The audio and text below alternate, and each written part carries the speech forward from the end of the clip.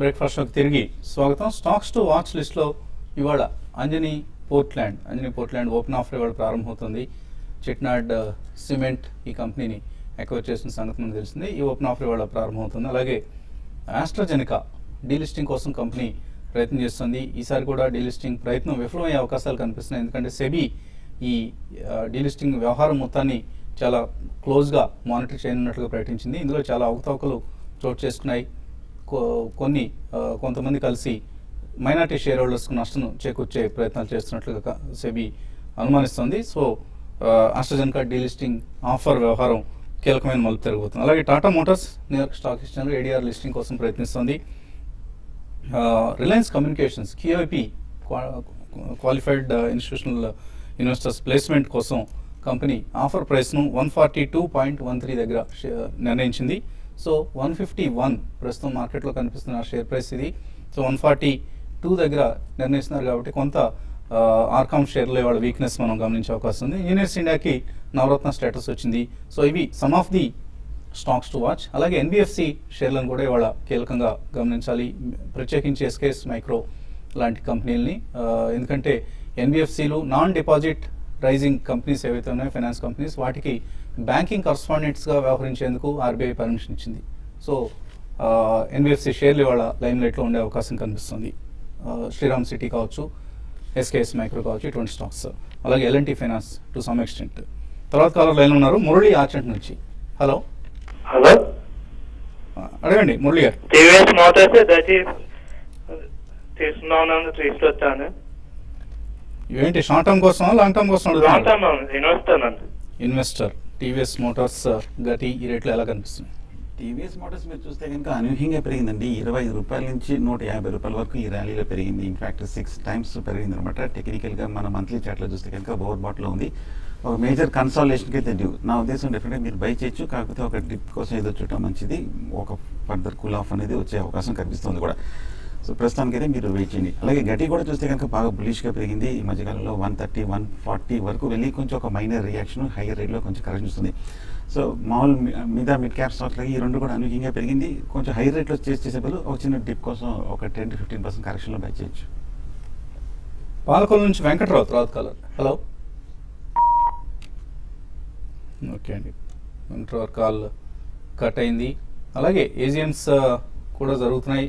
రకరకాల companies AGMs ప్రస్తుతం మనకు లిస్ట్ చూస్తే భారీగా కనిపిస్తుంది. డివిడెండ్ కోసం కొన్ని కంపెనీస్, అలాగే యాన్యువల్ జనరల్ మీటింగ్ కోసం కొన్ని కంపెనీస్ రికార్డ్ డేట్స్ ఇస్తున్నాయి. ఈ కంపెనీ లిస్ట్ను ఎప్పటికప్పుడు మనం పరిశీలిస్తుంటే ఎందుకు కొన్ని కంపెనీస్ ఎక్స్ డివిడెండ్ అయిన కంపెనీస్ షేర్ ప్రైస్ సడన్గా పడిపోయినట్లుగా అనిపిస్తుంది. బట్ అది కరెక్ట్ కాదు. ఫర్ ఇన్స్టాన్స్ 6 రూపీస్ డివిడెండ్ ప్రకటించిన company share price 5 to 6 rupees క్షీణిస్తే ఎందుకు పడిపోయిందని అడుగుతూ ఉంటారు.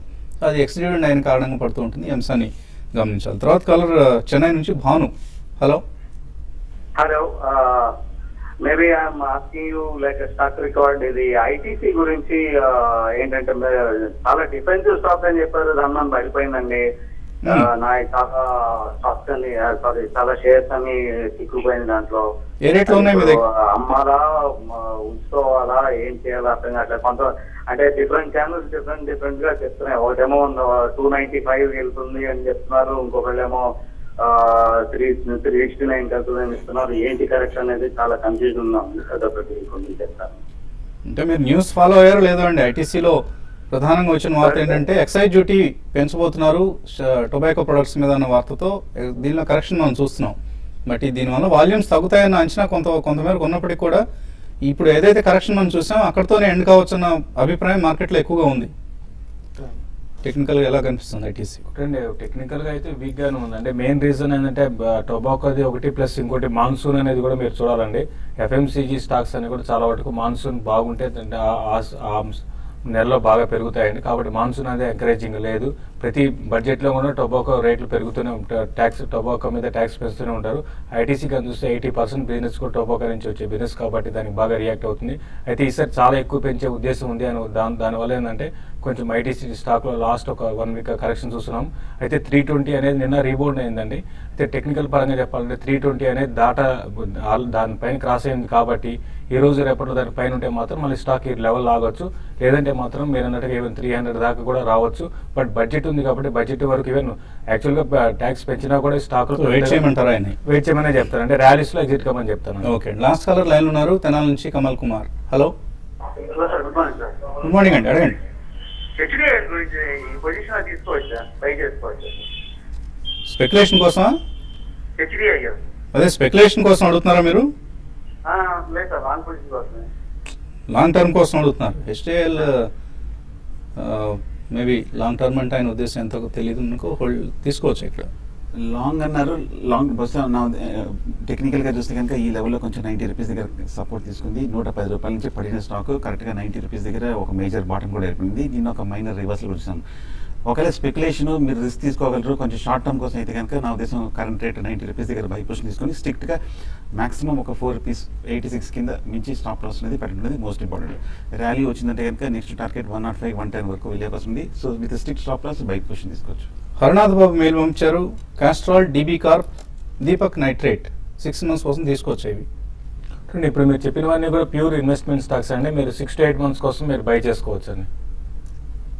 మధు కావుకుంట్లో అడుగుతున్నారు, సెన్సెక్స్ నిఫ్టీలు కదులుతున్నప్పుడు కూడా కొన్ని ఇది ఫండమెంటల్ చాలా సుదీర్ఘమైన సమాధానం అవసరమైన ప్రశ్న ఇది. సమిట్ సెక్యూరిటీస్ తీసుకున్నట్టు రామకృష్ణ, ఆయన 185లో కొన్నారు, 1 yearలో 400 రూపీస్ అవుతుందన్న ఉద్దేశంతో హోల్డ్ చేయొచ్చా? ఈ మధ్య సమ్మిట్ సెక్యూరిటీస్ చూస్తే కనుక 200 రూపీస్ దగ్గర మేజర్ టాప్ ఏర్పడి లాస్ట్ 3 monthsగా నిన్న మొన్న కొంచెం బ్రేక్అవుట్ రావడం జరిగింది. టెక్నికల్ పరంగా చూస్తే కనుక పాజిటివ్గానే కనిపిస్తుంది, హోల్డ్ చేయండి. షార్ట్ టర్మ్ అయితే కనుక 200 కింద స్టాప్ లాస్ పెట్టి హోల్డ్ చేయొచ్చు, కానీ టార్గెట్ మీరు చెప్పినట్టు వస్తుందో లేదో మటుకు తెలియదు. అలాగే మధుబాబు కృష్ణ పి అడుగుతున్నారు, జేపీ అసోసియేట్స్ 75 రూపీస్లో ఆయన పొజిషన్ ఉంది, హోల్డ్ చేయొచ్చా? హోల్డ్ చేయండి. నిన్న జేపీ అసోసియేట్స్లో F&O చూస్తే యాక్టివిటీ చాలా స్ట్రాంగ్ షార్ట్ కవరింగ్ ర్యాలీ, తర్వాత కొంత మనకి రోల్ ఓవర్స్ కూడా బాగా కనపడ్డాయి. మీరు హోల్డ్ చేయండి. బడ్జెట్ వరకు మాత్రం జేపీలో ఒక 10%, 15% అప్ అండ్ రావచ్చండి. కార్తికేయ అడుగుతున్నారు, ఎస్ఐపి ర్యాలీస్ ఇండియాలో ఎస్ఐపి చేయొచ్చా?